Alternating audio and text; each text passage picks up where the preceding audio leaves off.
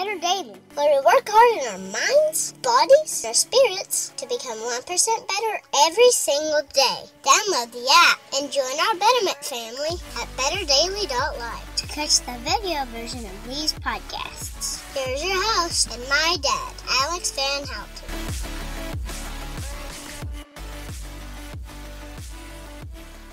What is up, Betterment family? This is Alex Van Houten in Better Daily Live. Happy Tuesday. It is Nutrition Tip Tuesday, and today we're going to help you move forward on your 1% better journey with nutrition. And today's topic is weight loss. Actually, this entire month we're going to be talking about weight loss very specifically. And if you've been around Better Daily for a while, you know that weight loss isn't something that we hone in on and focus on very often, because our 1% better journey is a lot bigger than just how much the scale says we are pushing down on the earth. However, for some people, part of their 1% better journey is reducing the amount of weight that they're carrying around. And so that could be a metaphor, but we're going to stay with the physical today. And today we're going to be talking specifically about water retention. So at the end of the month, we do have a seminar for our members titled Weight Loss. And I'm looking forward to helping you with regard to weight loss topics that you want to tag into. So if there are questions you'd like me to cover in that seminar, I'm giving you the opportunity on any Nutrition Tip Tuesday to drop those questions in here, and I'll make sure that we address those at the end of the month. But today, specifically for our shortcast, I just want to focus on water. So the thing about weight is it encompasses a lot of different things, weight as a measure. So if you stand on a scale and you weigh, let's say you weigh 160 pounds. If you weigh 160 pounds, that doesn't tell you much about what that weight means. Is it good weight? Is it bad weight? Is it ho-hum weight? What's bearing down? And what many people don't know about their weight is that the vast majority of the weight that you're carrying around is actually water. Now, it's supposed to be this way. You, as a biological entity, generally are composed of something like 60 to 70% water. And that's a big range, okay, when we're talking about 60 to 70% of somebody's weight. I should have used a better number, but let's go with 160. 60 to 70% of 160. Ugh, can I do that in my head? I think I can do that in my head. It's like 112 pounds. Somebody check my math. Anyway, 112 pounds plus or minus. If you weigh 160 pounds, about 112 pounds of that is water weight. That's a lot of weight, right? And the reason I bring this up, and the reason we're going to talk about water retention, is because if you think about that, if you think about 60 to 70% of your body weight is water, what happens many times in the dieting world when people step on a scale and they go, oh no, I gained 3 pounds. I need to change something about my nutrition. I need to exercise more or whatever. Maybe you do. Maybe you do need to exercise in a way that adapts you better and promotes metabolic flexibility and grows muscle tissue and teaches your body how to use carbs as a fuel source and fats as a fuel source and bolsters all the good neurochemicals that puts you in a better mindset and keeps you active, right? Maybe you do need exercise. Maybe you need to change something about your nutrition. Maybe you're not getting enough vegetables in your life. Maybe you really suck at eating enough protein. Maybe your electrolytes are all out of balance, right? And there's a lot of things that you could change in your 1% better journey. But I want you to understand something about the weight you see on the scale. If you are 60 to 70% water at any given moment, do you know what that means about, well, calories? You know how many calories is in a pound of water? 0. Big, giant, fat 0. No calories in water. None. So 60 to 70% of your body weight has almost nothing to do with how many calories you burn through exercise and how many calories you eat through your food. I'm going to say that again, because if that doesn't mess with your head, if you've been watching the scale and you've watched fluctuations and stuff, I'm going to say it again. 60 to 70% of what you weigh has nothing to do with calories. And that's a fact. Go Google that. I mean, if you Google calories and weight, you're not going to get that. But how much water am I? That's what you Google. So this is important because when I work with people, oftentimes weight loss is a part of their goals. There's, hey, I'd like to maintain healthy muscle tissue. I'd like to reduce the pain in my back. I would like to be healthier and happier for my kids. I'd like to improve my energy level. I want to feel confident and strong in my own body. I want to be able to do a pull-up, all of those things. And, it'd be really nice, Alex, if my clothes fit better and I dropped a few pounds. That would be nice. Cool. Now, when I work with people and they have a weight loss goal, oftentimes there's more going on than just you're eating weird and not exercising correctly or not well or whatever. And that change, that difference, often shows up in water. So I had a woman I was speaking with recently. We were talking about some of her struggles with weight loss, and she's not local. She's a virtual client. And so she was talking to me about this, and we were talking about her feet and all that stuff. She actually contacted me to help her with rehab with a muscle. And I was like, I know this is going to sound weird, but can you send me a picture of your feet? I want to see how you're resting on your arches. And she's like, that's not weird at all. Thank you for asking. Here's my feet. So I get this foot picture and I was like, good God, girl, how long have you been holding on to this much water? And she's like, what are you talking about? And her feet were really puffy. And that sucks. Because I've seen lots of feet and I've seen lots of arms and I've seen lots of shoulders, and I can see when people are holding on to a lot of water. It looks kind of like somebody put like a hose in you and filled you up like a water balloon. And what stinks is many of these people feel like they're fat. They feel like they're carrying fat, and maybe you have some fat to lose, fine. But what really stinks about that is if you are holding on to water, then, well, like I said, 60 to 70% is a wide range. If you weigh 160 pounds and you're 70% water when you should be 60% water, that's 16 pounds. That's a lot of weight that you don't need to be carrying around. That has nothing to do with how many calories you're eating or burning, right?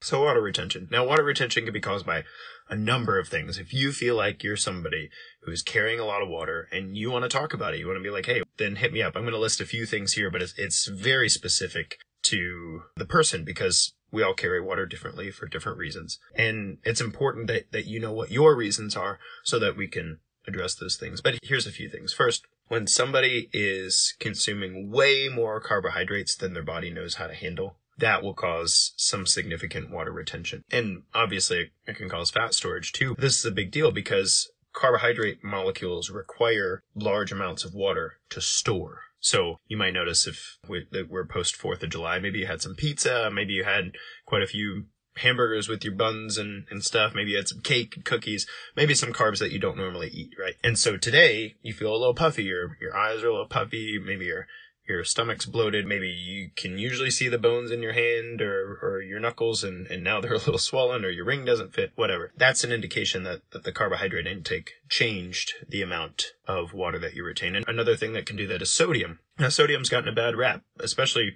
for those of us who sweat a lot. I'm here in Arkansas. I train in a garage gym. I run outside. I'm sweating a lot. I need a lot of sodium, especially in the summer. But if you consume a larger amount of sodium than you need, then that can also cause a significant amount of water retention as well. A lot of people don't know this, but 70 to 80% of the salt that we eat in a day, in a recent study, actually comes from processed foods and pre-prepared foods. So like your fast food, like I have a guy I'm working with right now. He's like, look, I honestly cannot stick to prepping my lunches and whatnot. I need to eat out at lunchtime. I'm like, fine, that's great, because he's got a Chick-fil-A down the road. Chick-fil-A's got grilled nuggets. They're wonderful. You put that on top of a salad and you have like grilled chicken salad. It's freaking awesome. But one of the drawbacks of that is the grilled chicken nuggets at Chick-fil-A. No offense, Chick-fil-A. You got great grilled chicken nuggets. The grilled chicken nuggets at Chick-fil-A have 90% more sodium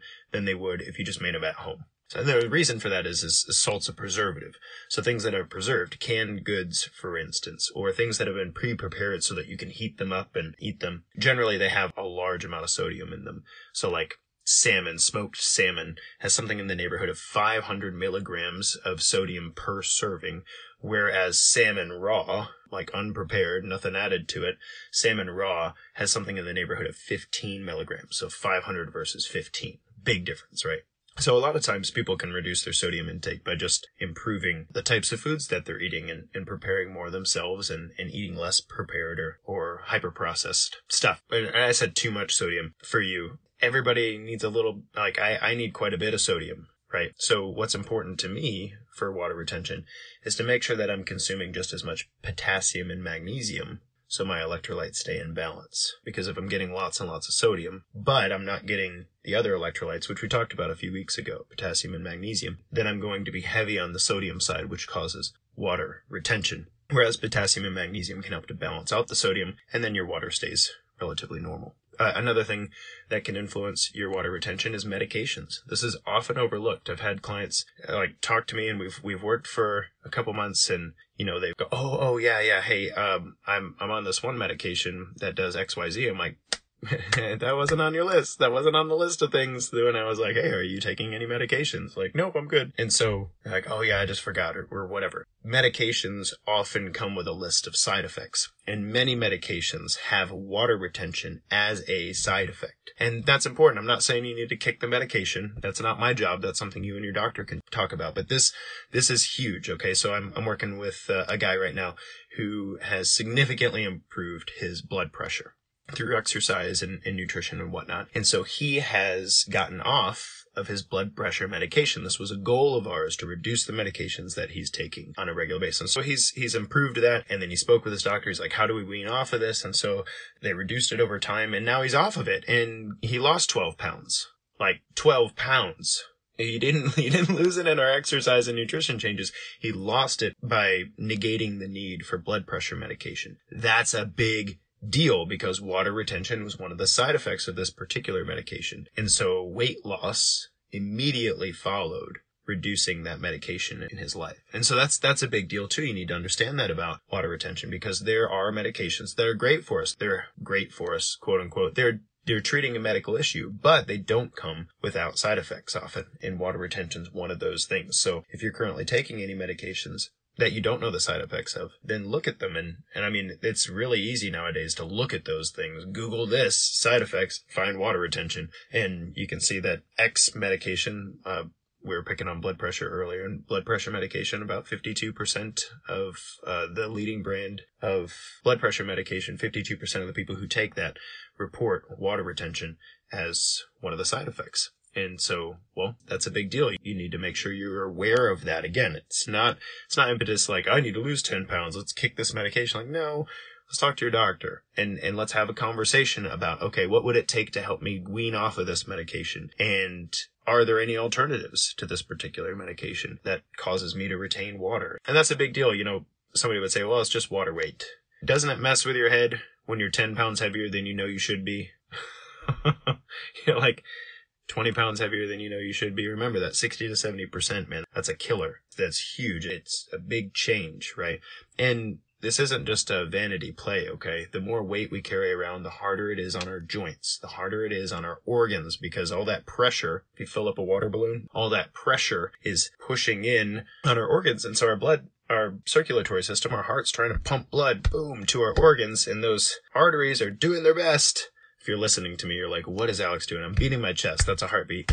And I'm flaring my fingers as if there was blood going through the arteries. If there's a lot of pressure on each one of these arteries, then that actually puts a huge amount of stress and strain on our circulatory system. And so carrying around undue water weight is a health play.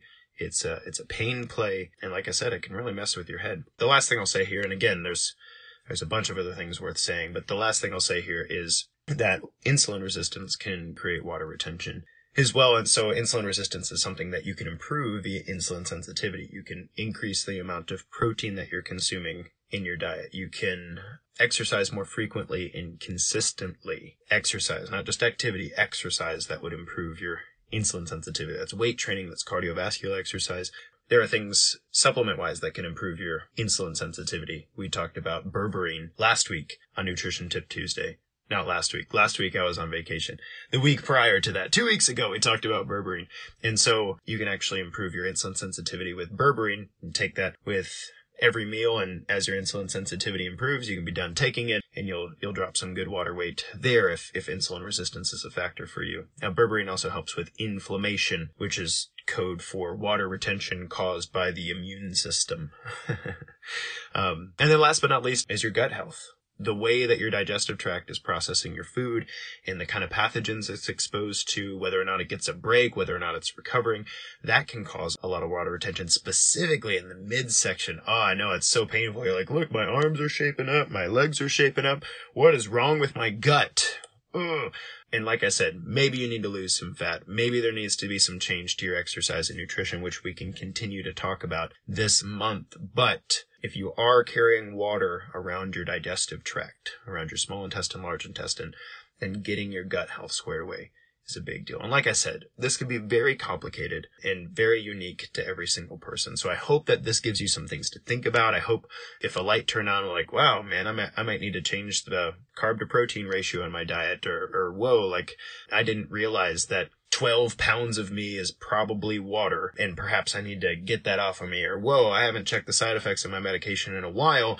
Maybe I should be aware of the side effects of my medications and see what we can do about mitigating those. So, guys, this has been Alex Van Houten in Better Daily Live for Nutrition Tip Tuesday. Thank you so much for joining me here in July as we're talking through weight loss, and specifically today, water. If there's a question you'd like me to answer during our seminar at the end of the month, drop that in the comments below. Until next time, guys, it's just 1%.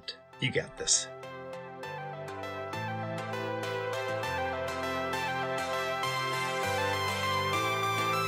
Thank you for joining us for 1% Better today. Don't forget to subscribe for the podcast. Leave us a raving review to tell others how Better Daily has helped you in your journey. If you want more Better Daily, download our app and join our Betterment family at betterdaily.live. Use code POD to get 25% off your subscription. That's POD, all caps, to save 25% on your subscription. We all have a cross to carry.